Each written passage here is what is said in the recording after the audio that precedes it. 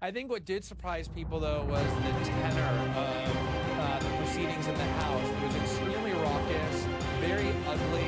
You had pro-impeachment advocates standing up and hailing the 1964 coup and the right-wing military dictatorship that followed. One prominent right-wing congressman who's expected to run for president specifically praised the chief torturer of the military regime, who, of course, tortured Dilma Rousseff. Sim, pela forma, pela bandalheira, tudo aquilo, as declarações, a ver um deputado que se atreve a elogiar o Coronel Dutra, que era um torcionário da ditadura militar, que torturou, não sei se torturou a Dilma, torturou o marido da Dilma em frente dela, por exemplo. Eu acho que chegar a esse grau de indignidade ultrapassa tudo o que era expectável, mesmo para aquele que eu, tanto gostando dele, desse país, do Brasil, considero talvez o país mais mal governado. A OAB do Rio de Janeiro confirmou hoje que vai entrar com ações contra o deputado federal Jair Bolsonaro no Supremo Tribunal Federal, no Conselho de Ética da Câmara e na Corte Interamericana de Direitos Humanos. Bolsonaro é acusado de praticar apologia ao crime na votação do impeachment no domingo. Pela memória do coronel Carlos Alberto Brilhante Ustra, o pavor de Dilma Rousseff. O coronel Ustra ainda era major quando comandou o destacamento de operações de informações, o DOI-CODE, em São Paulo, um dos mais temidos órgãos de repressão da ditadura militar. Ustra chefiou operações em São Paulo entre 1970 e 74, durante o governo do general Médici. A presidente Dilma Rousseff esteve presa no DOI-CODE e já declarou que conheceu Ustra. O Ministério Público Federal registra que mais de 3 mil pessoas foram levadas para o DOI-CODE e que 47 delas desapareceram. Não necessariamente militantes, não necessariamente pessoas que pegaram em armas, né? Era um caso de pessoas, cidadãos brasileiros, que de alguma forma se opunham ao regime. Eu tenho duas hipóteses para alguém defender ilegalmente a volta dos militares, já que a nossa Constituição pressupõe nas suas cláusulas pétreas o Estado de Direito. Qualquer pessoa que ferir o Estado de Direito está cometendo um crime, e um crime contra as cláusulas pétreas da Constituição. Chefe das Forças Armadas é o presidente Lula, constitucionalmente, pelo menos por enquanto. Quando eu vejo alguém defendendo a volta dos militares, eu olho para a idade. Se for um jovem, eu me sinto no dever de explicar o que é o arbítrio, o que é a cassação de direitos como o habeas corpus, o que foi um AI-5, o que é a tortura de mulheres grávidas, o que é o fim da liberdade de imprensa, o que é a barbárie da concentração de renda durante a ditadura militar. E se for uma pessoa de idade, eu atribuo a falta de memória que a idade pode estar provocando na pessoa. Na verdade, não há como defender eticamente, moralmente, num plano mínimo de humanidade, uma intervenção militar.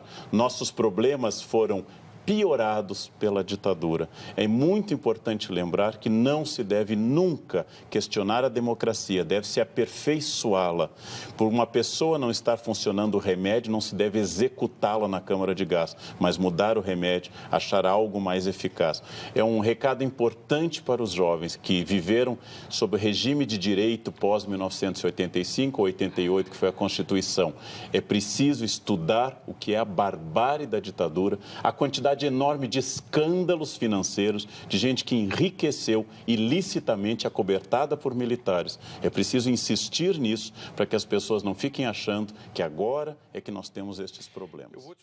A fala do deputado Jair Bolsonaro causou repulsa nas redes sociais. Internautas trocaram as fotos em seus perfis pelos rostos de quem desapareceu nos anos 70. O coronel Ustra, ele não era um ser humano, ele era uma monstruosidade, era uma degeneração da espécie humana. O vereador Gilberto Natalini foi preso em 1972, aos 18 anos, quando era estudante de medicina. Ele distribuía jornais clandestinos. Passou 2 meses no DOI-CODE. Eu sou vítima da tortura do coronel Carlos Alberto Brilhante Ustra. Tanto é que, quando foi para acariar em Brasília, na comissão lá em Brasília, ele se negou a se acariar comigo. Foi em 2013. O coronel Ustra prestou depoimento à Comissão da Verdade, ligada à presidência da República. Não faço acariação com esse terrorista. Não faço! Eu não sou terrorista, viu, coronel? Terrorista é o senhor, torturador. Terrorista é o senhor. O senhor é terrorista. Eu não sou terrorista. Eu sou brasileiro de lei. Ustra tinha lido uma carta no início da sessão. Quem deve estar aqui não é o coronel Carlos Alberto Brilhante Ustra. Quem tem que estar aqui é o Exército Brasileiro, que assumiu por ordem do presidente da República a ordem de combater o terrorismo. Eu cumpri todas as ordens. Ordens legais, nenhuma ordem legal tive de passar. Nenhuma desses agentes da ditadura militar, eles atuavam no âmbito da legalidade. Todos eles atuavam de uma forma totalmente clandestina, à margem da lei. Então as prisões, por exemplo, elas não eram informadas à autoridade judicial. O publicitário Emílio Ulrich também declarou à Comissão da Verdade ter sido torturado pelo coronel Ustra no doicode, em 1970. E fiquei nu, e eles começaram a me espancar numa outra sala. Além da surra, um cacetete, eles usavam um instrumento chamado palmatória. No que bate com força e levanta, a pele vai rompendo. A jornalista Amelinha Teles, presa em 1972, também acusou o coronel Ustra. A cadeira dragão é uma cadeira como essa aqui, só que você fica toda amarrada de fios pelos tornozelos, pernas, braços, fios elétricos, né, nos ouvidos.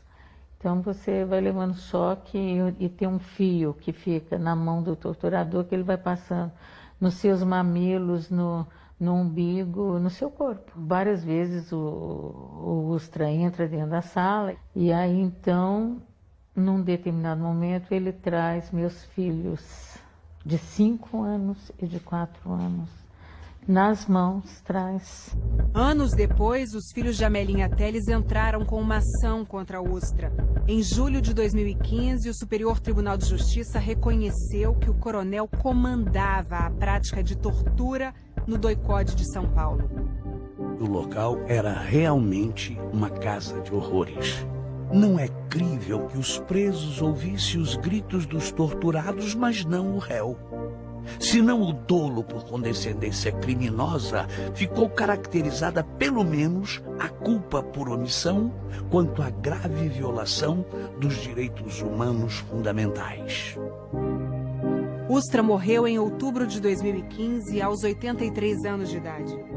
Ele me transformou num cachorro, literalmente. Ele mandou colocar uma coleira no meu pescoço porque eu não conseguia andar. Amanhã, a Ordem dos Advogados do Brasil vai adotar 2 medidas contra a homenagem à Ustra feita pelo deputado Jair Bolsonaro. A primeira delas é uma representação na Procuradoria da República pela prática de um crime, uma vez que o deputado enalteceu um criminoso, fez uma apologia a um criminoso, e isso é crime, na visão da OAB do Rio de Janeiro. Vai também entrar com uma medida no Conselho de Ética da Câmara dos Deputados, pretendendo a cassação do mandato do deputado. A OAB também vai propor ao Supremo Tribunal Federal uma discussão sobre os limites da imunidade parlamentar. Para que futuramente outros parlamentares não usem a tribuna da Câmara para praticar um crime e para fazer apologia a um ato criminoso, como foi feito pelo deputado. Ouvido hoje pelo Fantástico, o deputado Jair Bolsonaro voltou a elogiar o coronel Ustra e negou que ele tenha sido um torturador. Ele levou para a Câmara o regime da morte, o regime da dor, o regime da tortura, uma coisa que a Constituição, inclusive, condena. Pela memória do coronel Carlos Alberto Brilhante Ustra. O poder não pode aceitar que um deputado faça apologia a um crime hediondo, não é isso? E claro que não, né? O Jair Bolsonaro, ele tem manifestações assim, completamente equivocadas, né? Manifestações que na realidade alimentam raiva, alimentam ódio. Isso daí foi errado historicamente, foi errado do ponto de vista de uma insensibilidade enorme com relação à história da presidente, você goste ou não goste da presidente, certo? E ainda foi errado do ponto de vista histórico, porque se ele quer fazer algum tipo de crítica à luta armada no Brasil, se ele quer dizer que a luta armada no Brasil estava a serviço de um projeto de ditadura soviética ou maoísta, seja lá o que for, ele, ao fazer um comentário como esse, ele só piora as coisas, defende um torturador, ele mostra absoluta e total insensibilidade com todo mundo que foi torturado, inclusive a própria presidente. Então, assim, eu acho que o ato dele é equivocado, tanto do ponto de vista moral, quanto equivocado do ponto de vista político, de todos os lados, né? Sim. O Bolsonaro, ele é, acima de tudo, um ignorante, né? Além de ter posturas políticas absolutamente dantescas, esse cara é primitivo. Esse cara defende coisas que nem na Idade Média se defendia. Ele é um cara de uma cegueira do ponto de vista social monumental. Mas mais que isso, ele é ignorante. Ele não conhece elementos básicos da história. Esse cara não conhece elementos básicos do processo político. Ele é aquele representante que não é que ele, do ponto de vista ideológico, ele está de um lado ou do outro. Ele simplesmente é um sujeito que tenta defender a ignorância como um método político. Então ele fala o que dá na cabeça dele, se faz sentido ou não faz sentido histórico, social. Ele, infelizmente, é uma liderança que o que me choca é que tem algumas pessoas razoavelmente bem formadas que ainda olham esse sujeito e dizem que ele é uma espécie de liderança. Eu não consigo entender uma coisa dessa. Cresceu, o Reinaldo, na pesquisa ele, né? De patético. 4-8. O Reinaldo Cornejo aqui está falando que outro cara que homenageou Marighella, que também assassinou o Hyundai Nada. Que houve também, né? Mas são coisas diferentes. Eu discordo um pouco dessa questão. Seguinte, quando se fala da questão de tortura e etc., você está falando de crime do Estado. É totalmente diferente. É da mesma maneira que o Estado não pode torturar um bandido, por mais assassino que ele seja. É como aconteceu agora na Noruega, nós estamos vendo aí. O sujeito é nazista, o cara foi preso porque ele matou gente, só que a hora de ser preso ele alegou direitos humanos. E a sociedade, como é uma sociedade decente, ele olhou para o sujeito e falou, o senhor é um nazista, assassino, mas você tem razão. É a mesma coisa. É decente e rica, né? É decente e rica, mas acima de tudo decente. Tá certo? Então, assim, isso, as pessoas de bem, ou minimamente educadas, ou minimamente civilizadas, eles conseguem ver esse tipo de diferenciação. Agora, infelizmente, uma ignorância desse naipe, ele só funciona em país de ignorante. O Brasil é um país ainda com muita ignorância e aí tem uma certa repercussão, mas eu acho que está reduzido. É um sujeito que está condenado a ter esses 2, 3% de ignorância de apoio. Agora, é assim, o torturador, ele cometeu crime de Estado. Marighella era só um criminoso que estava vestido de revolucionário, né? Bom, cada deputado tem direito à palavra e isso faz parte da democracia.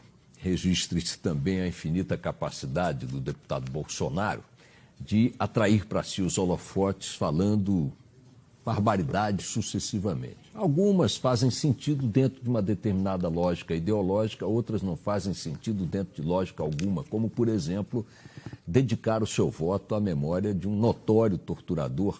Torturadores não têm ideologia, torturadores não têm lado, não são contra nem pró-impeachment. Torturadores são apenas torturadores. É o tipo humano no nível mais baixo que a natureza pode conceber. São covardes, são assassinos e não mereceriam, em momento algum, serem citados como exemplo, muito menos numa casa legislativa que carrega o apelido de Casa do Povo.